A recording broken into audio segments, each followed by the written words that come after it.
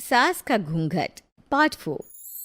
अब तक हमने देखा कि देविका के ससुराल के आदमी औरतों को घर के अंदर नहीं आने दे रहे हैं। देविका उन्हें पुलिस में जाने की धमकी देती है, जिससे पूरे गांव में अफरा तफरी मच जाती है। तभी गांव का एक आदमी सरपंच को बुलाकर ले आता है। सरपंच उनके घर के बाहर का नजारा देखकर कहते हैं, जोगिंदर जी, ये आपके घर की औरतों ने कैसा हंगामा मचा रखा है। आपका घर तो संस्कारों की मिसाल था, लेकिन ये मैं क्या देख रहा हूँ। आपके घर की किसी औरत ने घूंघट नहीं कर रखा। सरपंच जी, हमारे घर की औरतों को इस देविका ने बहकाया है। हमने पहले ही इन सबको चेतावनी दी थी कि अगर ये घर से बाहर गई तो हम इन्हें घर में नहीं आने देंगे। अब ये देविका हमें धमकी दे रही है कि पुलिस को बुलाएगी। क्या पुलिस? इस गांव का बरसों पुराना इतिहास रहा है। इस गांव में कभी पुलिस नहीं आई। गांव के सभी फैसले हमने मिलजुल कर किए हैं। जोगिंदर, तुम्हारे घर का फैसला पंचायत करेगी। सरपंच जी, आपने ठीक कहा। पंचायत दोनों तरफ की बातें सुने और जो भी फैसला पंचायत करेगी वो हमें मंजूर होगा। तो ठीक है, आज दोपहर को सभी गांव की चौपाल पर इकट्ठा होंगे और वहीं तुम्हारे घर का फैसला होगा। सरपंच वहां से चला जाता है। घर के आदमी घर के अंदर जाकर दरवाजा बंद कर लेते हैं और घर की औरतें वहीं घर के बाहर पेड़ के नीचे बैठ जाती हैं। तभी विमला कहती है, देविका बहू, तुम्हें भूख लगी होगी ना? नहीं माँ जी, मुझे भूख नहीं लगी, मैं ठीक हूँ। बहू, तेरा बच्चा छोटा है अभी, तुझे भूखा नहीं रहना चाहिए। वीना, सुजाता, जाओ पास में जो पंडित जी का बाग है ना, वहां से कुछ फल तोड़ लाओ। वीना और सुजाता पास के बगीचे से खूब सारे फल तोड़कर ले आती हैं। सभी औरतें फल खाती हैं। तभी देविका कहती है, आप सब घर से बाहर निकली, घूंघट उतार दिया तो इन मर्दों की इज्जत चलेगी, लेकिन हम सब घर के बाहर भूखे प्यासे बैठे हैं। इस बात पर इन अहंकारी मर्दों को शर्म क्यों नहीं आ रही? हाँ देविका, तुम ठीक कह रही हो। अगर हम मर भी जाए ना, तब भी इन मर्दों के लिए इनके बनाए गए नियम कानून ही अहम रहेंगे, हम नहीं। सुजाता भाभी, मुझे तो सबसे ज्यादा सचिन पर गुस्सा आ रहा है। उसने मुझसे लव मैरिज की थी, क्या क्या वादे किए थे कि मेरा साथ कभी नहीं छोड़ेगा, और आज उसने मेरा साथ छोड़ दिया। अपने बच्चे को एक बार भी नहीं देखा उसने। देवी का वो शुरू से ही ना डरपोक रहा है, लेकिन इन सारी बातों को छोड़ो। मुझे तो इस बात की चिंता हो रही है कि पंचायत में न जाने क्या फैसला होगा। पता नहीं वो इंसाफ करेंगे भी या नहीं।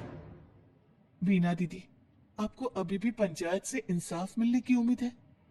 अगर इस गांव की पंचायत में सच में इंसाफ करने की भावना होती तो सरपंच जी अभी हमें घर के अंदर जाने देते। देखा नहीं कितना जहर उगल कर गए हैं हमारे खिलाफ। तो बहू, अब हम क्या करेंगे? पंचायत तो हमारे खिलाफ ही फैसला सुनाएगी। पहले तो हम अपनी सारी बातें रखेंगे। अगर ये लोग नहीं माने तो आपको वही करना होगा जो मैं कहूंगी।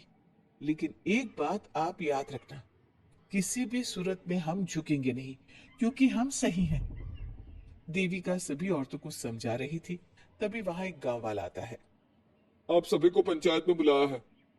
उस गांव वाले की बात सुनकर सभी औरतें पंचायत में पहुंचती हैं। वो देखती हैं कि उस पंचायत में सारा गांव इकट्ठा हो गया है। बहुत सारी औरतें लंबे लंबे घूंघट करके वहां आई हुई हैं। तभी पंचायत की कार्यवाही शुरू की गई और घर के आदमियों से पूछा गया कि वो घर की औरतों को घर में क्यों नहीं रखना चाहते।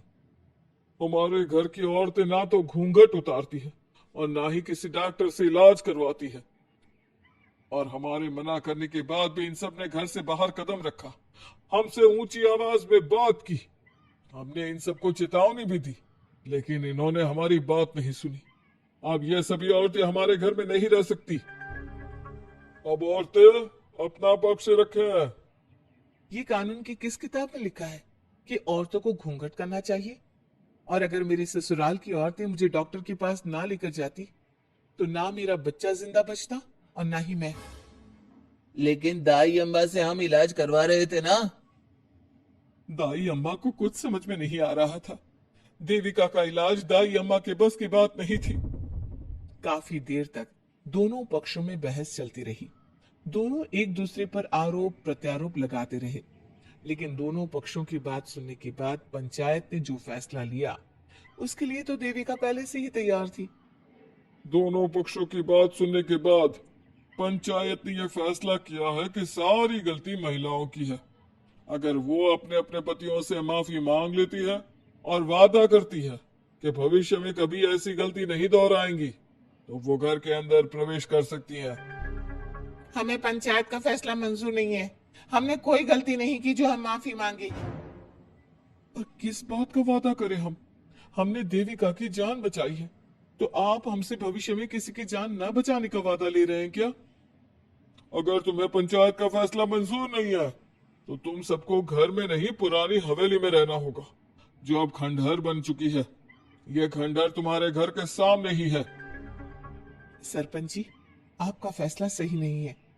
एक बार और सोच लीजिए इस फैसले के बारे में। ओ शहर के छोरी, 4 किताबें क्या पढ़ ली, हमें सही गलत का पाठ पढ़ाएगी? तुझे पता नहीं कि पंचायत का फैसला यहाँ सदियों से चलता आया है और लोग उसी को मानते आए हैं। अच्छी तरह जानती हूँ सरपंच जी। अगर मैं चाहूँ तो आपके इस फैसले को कोर्ट की चौखट तक ले जा सकती हूँ। पुलिस को बुलाकर अभी घर के अंदर जा सकती हूँ। पंचायत और घर के आदमियों की शिकायत पुलिस में कर सकती हूँ और अपने बच्चे को उसका हक दिलवा सकती हूँ। लेकिन नहीं, मैं ऐसा नहीं करूंगी।